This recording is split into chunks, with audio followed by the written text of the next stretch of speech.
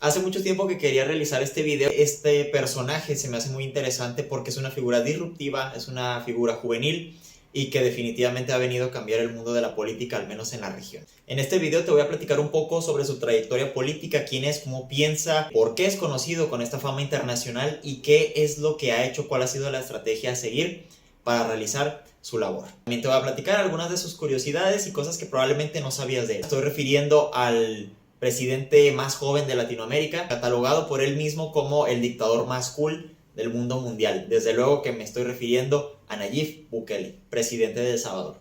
Si te interesa saber un poco más de esto, quédate.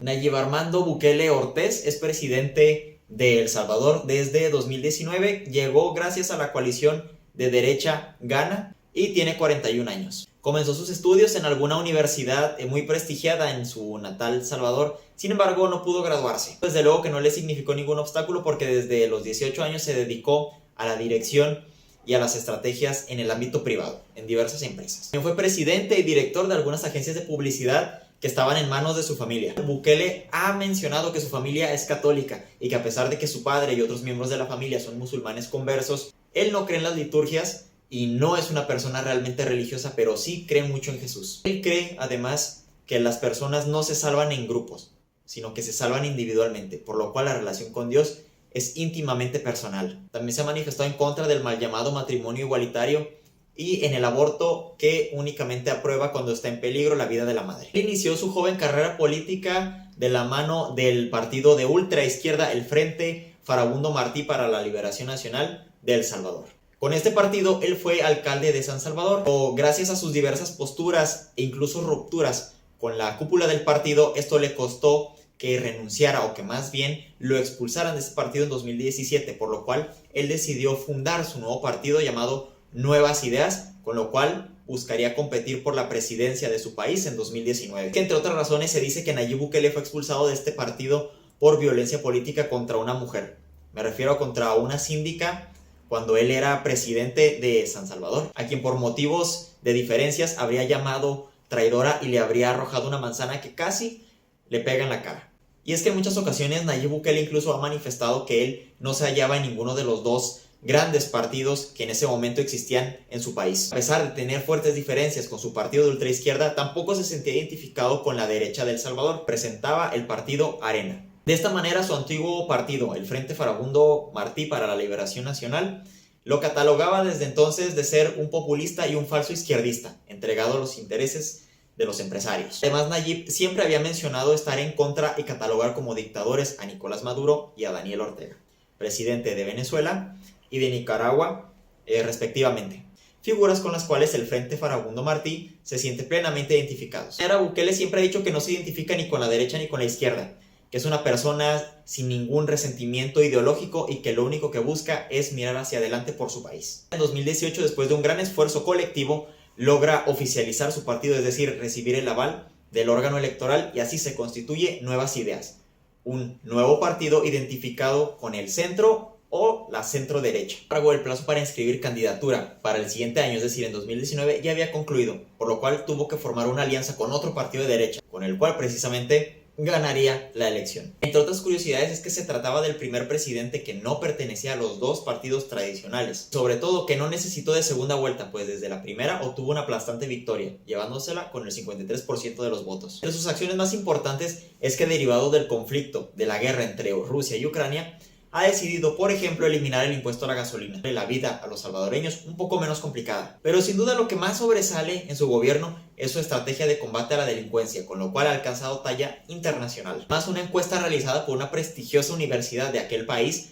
menciona que el 34% de los encuestados dicen que el principal logro del gobierno de Bukele es el combate a la delincuencia. Su aprobación se encuentra en un 8.1 sobre 10 y 86.9% de salvadoreños aprueba su gestión. ¿Cómo no? Si de todo es recordar que con una tasa de 103 homicidios por cada 100.000 habitantes que tenían en 2015, a menos de concluir los primeros 3 años del gobierno del presidente Bukele, esta tasa bajó hasta 16 por cada 100.000. Es decir, El Salvador prácticamente salió de los países más peligrosos del mundo y hoy está en camino a convertirse en uno de los más seguros. La solución: el plan de control territorial llevado a cabo desde el gobierno. Esto no nació de la noche a la mañana. Siendo 2020, el recién electo presidente Bukele acude a la Asamblea Legislativa, es decir, al Congreso de El Salvador, para pedir un préstamo o que se le destinara más para reforzar a la Policía Nacional y a las Fuerzas Armadas en el combate precisamente a la delincuencia, que desde luego fue denegada por los partidos tradicionales, aduciendo que esto sería populismo y prácticamente un autogolpe de Estado. Posteriormente, ya trasladándonos a este año,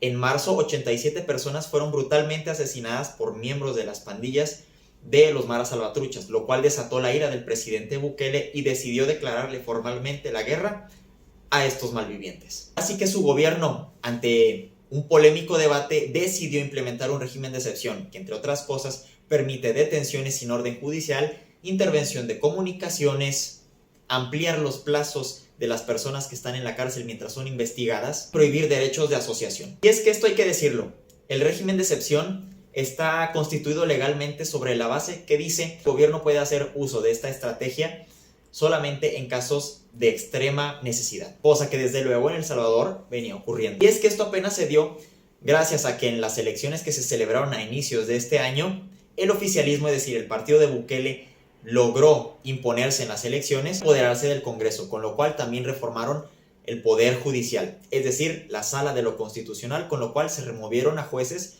cuyos fallos habían liberado a muchísimos criminales y desde luego cuyas decisiones le habían sido adversas al gobierno de Bukele. Ahora, con este panorama, el presidente más joven de Latinoamérica tiene prácticamente a los tres poderes de su país bajo su control, pudiendo implementar así su estrategia de control territorial que terminara a septiembre. En este año se decía que de 10,000 personas que estaban presas en marzo, pasamos a tener 56,000 personas en la cárcel, que en su mayoría pertenecían a estructuras de pandilleros. Incluso hubo 125 días en este año que se mantuvieron con 0 homicidios, algo que nunca había ocurrido. Pero en sí, ¿en qué consiste este plan de control territorial? Si revisamos la página del gobierno oficial de El Salvador, nos damos cuenta que se divide en 4 ejes. El primero, el control de los penales. El segundo, cortar el financiamiento a los grupos criminales. El tercero, mejorar las policías. Y el cuarto, prácticamente lanzar el mensaje de que dejen de matar. Es para hoy. A su vez, este plan tenía 4 fases. La primera era preparar a la policía. La segunda, cortar las comunicaciones dentro de los penales. La tercera, la transferencia de reos que se presumían dictaban las órdenes desde adentro. Y la cuarta, más patrullajes y 1,500 nuevos elementos a la policía civil. Tampoco se puede dejar de lado que el gobierno del presidente Bukele haya decidido llevar infraestructura básica a comunidades que estaban descuidadas por el gobierno e implementar programas de reactivación y recuperación del tejido social. Así, el presidente Bukele ha logrado lo que nunca en su vida los partidos tradicionales lograron en El Salvador. Aunque desde luego que no a todos les ha gustado esta estrategia. Han habido graves acusaciones de violaciones a derechos humanos. Por ejemplo, la alta comisionada de la ONU manifestó en diversas ocasiones durante este año que tenía preocupación por las medidas excepcionales aprobadas por el gobierno de El Salvador, señalando presuntos tratos crueles contra los delincuentes. Pobrecito, el secuestrador está sufriendo, el extorsionador tiene hambre. Organizaciones como Human Rights Watch también le han hecho observaciones al gobierno de El Salvador, diciendo que hay tratos crueles dentro de la cárcel y que muy probablemente haya gente inocente. Pero bueno, ¿qué se puede esperar de estos organismos internacionales que le dan más prioridad a la vida de los delincuentes? Es que toda su vida han lucrado con la necesidad, con la pobreza, con la desigualdad y que realmente no quieren resolverlo, porque si ya hubieran querido ya lo hubieran hecho. La única razón por la que sigan operando estos organismos internacionales que además quieren imponer su escatológica agenda progre a los países, violentando su soberanía, es mantener los altos salarios de los burócratas ya sea en Nueva York o ya sea en Ginebra.